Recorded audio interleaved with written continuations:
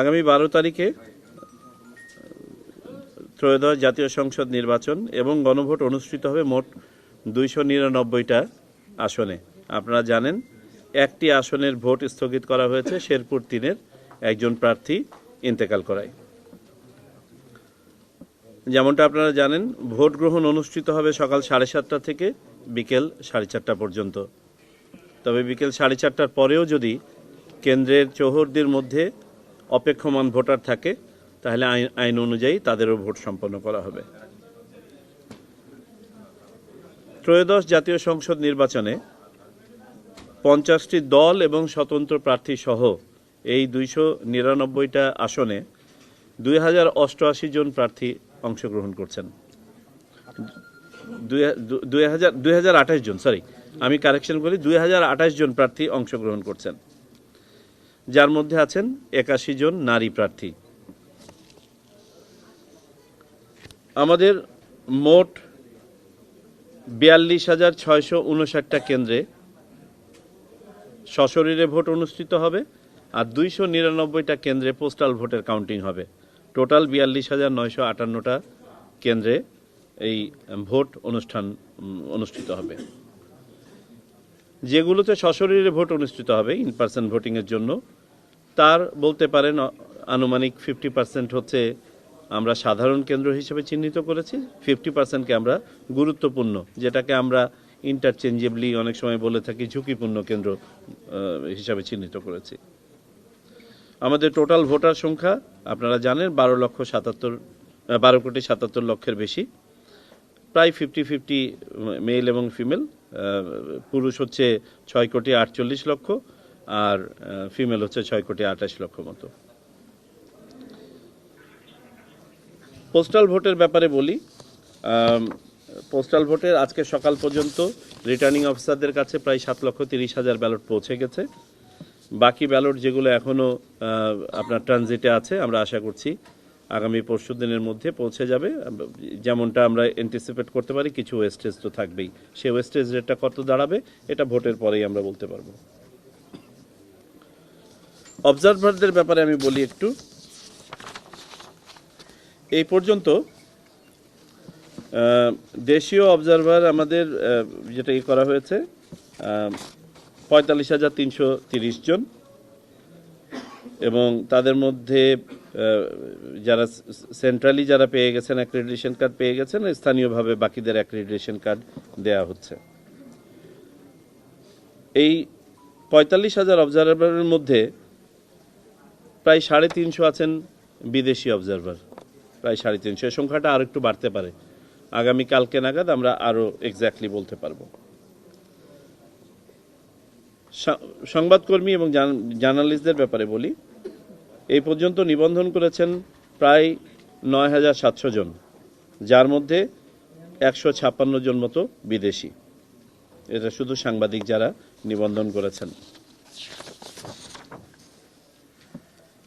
Law enforcement এজেন্সির ব্যাপারে যদি আমি বলি, সারা দেশে প্রায় 9,58,000 আইন শৃঙ্খলা রক্ষাকারী বাহিনীর সদস্য ডেপ্লয় হয়েছে পুরো দেশব্যাপী এই 299টা কনস্টিটিউয়েন্সিতে, এমনকি 300তম কনস্টিটিউয়েন্সিতেও।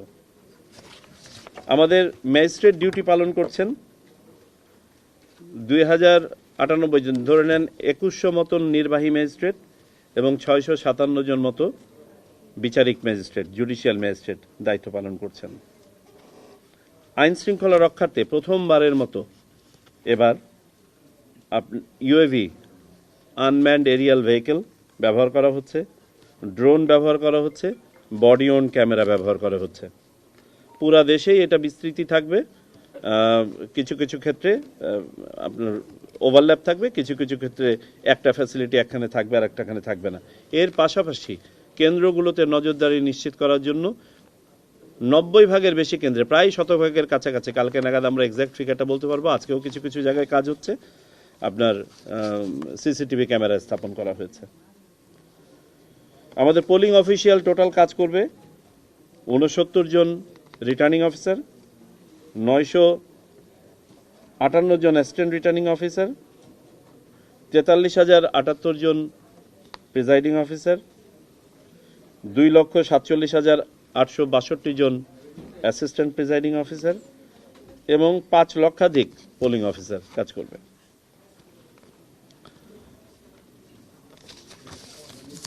আমি অপরাপর দুই একটা বিষয়ের বলি।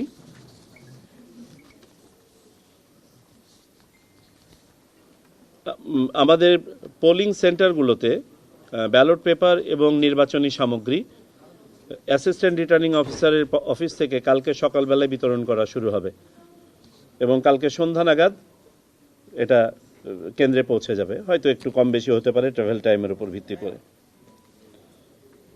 আগামীকালকে আমরা সকল আন্তর্জাতিক অবজারভার এবং সাংবাদিকদের জন্য একটি ব্রিফিং আয়োজন করেছি। এটা হোটেল ইন্টারকন্টিনেন্টালে আগামীকালকে বেলা 11টার সময় অনুষ্ঠিত হবে। একটি বিষয় আপনাদের অবগতির জন্য বলি, আপনারা অবগত আছেন তদুপরি ভোটার স্লিপ, যেটা আগে নিয়মে ছিল যে এখানে কোনো প্রার্থীর নাম বা আপনার প্রতীক থাকতে পারবে না, এটা কিন্তু সংশোধিত হয়েছে। সুতরাং এখন ভোটার স্লিপে, কারণ আমি দেখতে পাচ্ছি কোনো কোনো জায়গায় এটা নিয়ে কথা হচ্ছে, এই জন্য স্পষ্টীকরণ করে দেওয়া দরকার। ভোটার স্লিপের আয়তন ঠিক রেখে সেখানে প্রার্থীর নাম বা সিম্বল থাকতে পারে। আচ্ছা, প্রগ্রেস রিপোর্টিং আমরা আগের মতোই আশা করছি ইনশাল্লাহ 2 ঘন্টা পর পর আমরা প্রগ্রেস রিপোর্টিংটা দিতে পারবো ইলেকশনের। প্রথমটা 2.5 ঘন্টা হবে, শেষেরটা 2.5 ঘন্টা হবে, যেহেতু আমাদের আধা ঘন্টা করে 9 ঘন্টা, তো আমরা মোট 4 বারে আশা করছি আমরা এটা দিতে পারবো। প্রথম 3 বার আর শেষেরটা তো চূড়ান্ত। আচ্ছা, পাবলিকেশন অফ রেজাল্ট, কেন্দ্র থেকে তো একটা রেজাল্ট তো পাবলিশ হয়েই যাবে ওখানে স্বাক্ষর হওয়ার পরে। আর অফিসিয়াল ইলেকশন কমিশনের যে প্রসেসটা আছে, অ্যাসিস্ট্যান্ট রিটার্নিং অফিসার স্বাক্ষর করার পরে সেটা রিটার্নিং অফিসার হয়ে যখন নির্বাচন কমিশনে আসবে, তখন আমাদের নিচে যে ঘোষণা মঞ্চ করা হয়েছে, আয়োজন করা হয়েছে, সেখান থেকে আপনারা এটা জানতে পারবেন।